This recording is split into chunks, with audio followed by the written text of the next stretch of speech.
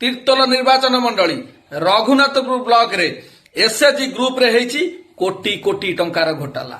ए अभियोग आनिचंती बरागळ पंचायतर जणे सीआरपी मा। सीए अभियोग करिसंती कौनसी ग्रुप रे नथिबा जणे महिला तीन जगह चाकरी हातेइचंती।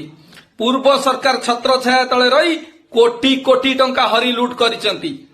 आज रघुनाथपुर ब्लॉक सामना रे धारणा रे बसिचंती एसएचजी ग्रुप रो महिला माने।